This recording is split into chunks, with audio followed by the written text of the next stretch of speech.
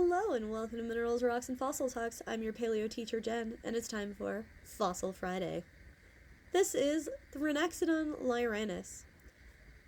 It lived in South Africa and Antarctica 251 to 247 million years ago during the early Triassic period.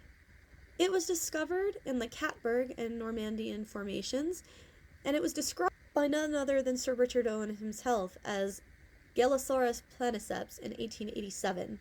It was put into its own genus by Harry Seeley in 1894. Its name means smooth-nosed trident tooth. It lived in a semi-arid fluvial plain where braided rivers were slowly replaced by meandering ones, not unlike grassland rivers, such as the North Platte River, today. After all, a catastrophic extinction event had just occurred at the end of the Permian, and the planet was still in recovery when these little synapsids appeared.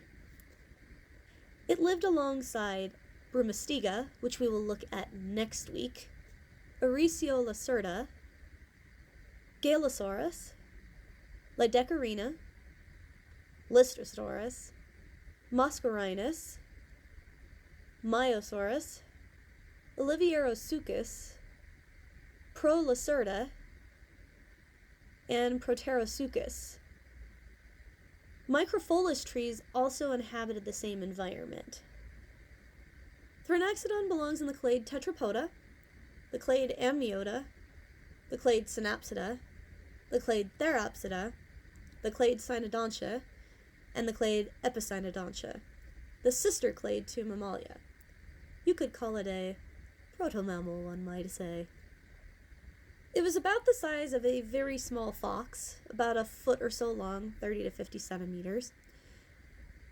Pits along its jawline suggested had non-muscular lips similar to modern lizards. It had a secondary palate that would allow it to breathe uninterrupted should it have something like food in its mouth. This would give it more time to chew its food and less time digesting. It had 4 incisors, 1 canine, and 6 post-canines on each side of the upper jaw, and 3 incisors, 1 canine, and 7 or 8 post-canines in the lower jaw. Thrinaxodon also shows one of the first occurrences of replacement teeth in cynodonts. There is strong evidence of Thrinaxodon taking care of their young, which grew quickly. Groups of adults and young, all roughly the same size, likely indicate the juveniles were the same age and from the same clutch. The posture of Thrinaxodon shows a transition between the sprawling legs of more primitive tetrapods to the more upright behavior seen in modern mammals.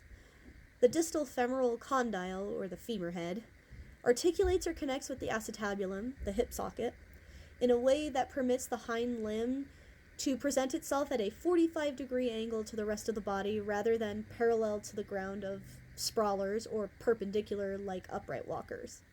So somewhere in the middle.